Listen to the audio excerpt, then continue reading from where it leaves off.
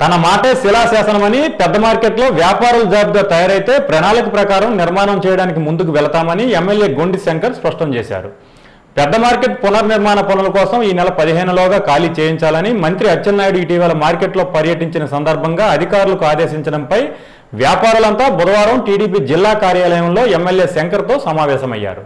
ఈ సందర్భంగా శంకర్ మాట్లాడుతూ జాబితా తయారైన తర్వాత అందులో ఉన్న వ్యాపారులందరికీ స్థలాలు కేటాయింపుపై జిల్లా కలెక్టర్ నుంచి స్పష్టమైన హామీ వచ్చిన తర్వాతనే మార్కెట్ను తరలిస్తామన్నారు. మార్కెట్ తరలించేలోగా 3 రకాల ప్లాన్లు తయారు చేస్తామన్నారు.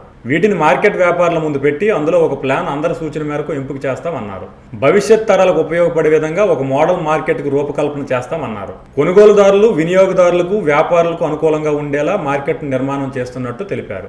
యుద్ధ ప్రాతిపదికన పనులు చేపట్టి నిర్మాణం చేపడతామన్నారు.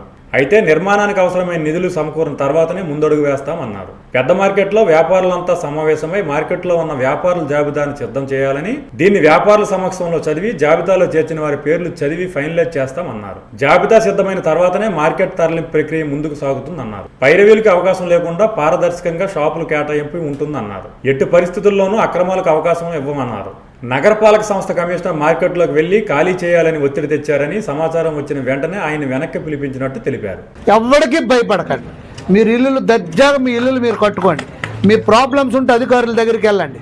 ఏ అధికారి పని చేయకపోతే నాకు చెప్పండి.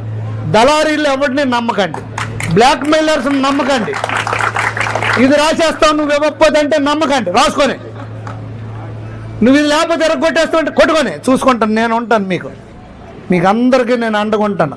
తప్పుడు మాటలు నమ్మొద్దు, తప్పుడు రాతలు నమ్మొద్దు, తప్పుడు న్యూస్ని వినొద్దు, తప్పుడు న్యూస్ కనొద్దు.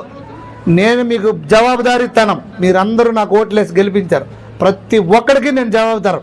ఏ ఒక్కడిక్కడ కాదు మోనార్క్. మళ్ళీ మీ ప్రతి ఒక్కడు ఆ చివరి నిల్చున్నాడు కూడా నేను జవాబుదారీతనం నేను ఇస్తాను. మీ అందరూ ఎట్టి పరిస్థితులు అభద్రతా భావంకు లోనవ్వద్దు. మీ అందరికీ నేను అండగా ఉంటాను. అవసరమైతే మీ ఎవరికి ఇష్టం లేకపోతే ఇది డ్రాప్ చేసుకుంటాం. మేము ఈ ప్రపోజల్ డ్రాప్ చేసేస్తాం, మాకేం ప్రాబ్లం లేదు. ప్రజలందరికీ ఆనందంగా ఉండడమే ఫైనల్. ఇది గౌరవ ముఖ్యమంత్రి గారు కూడా మాకు చెప్పింది అదే.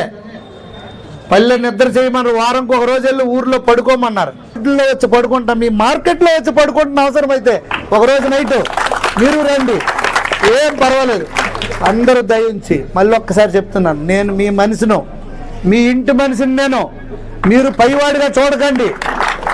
శంకరన్న మీకు దెబ్బ వేస్తాడంటే మా శంకరన్న మా ఇంటోడు మాకెందుకు దెబ్బ వేస్తాడు రా, ఎవడరా నువ్వు అని బెత్తం తీయండి. నా దగ్గరికి రండి, పలానోడు ఇలా పుకారు పుట్టిస్తానని ఎంట పెట్టి కొట్టండి. డబ్బులు కమ్ముడిపోయి వాళ్ళు పుకార్లు పుట్టిస్తున్నారు. ఎవరి పుకార్లు మీరు నమ్మొద్దు.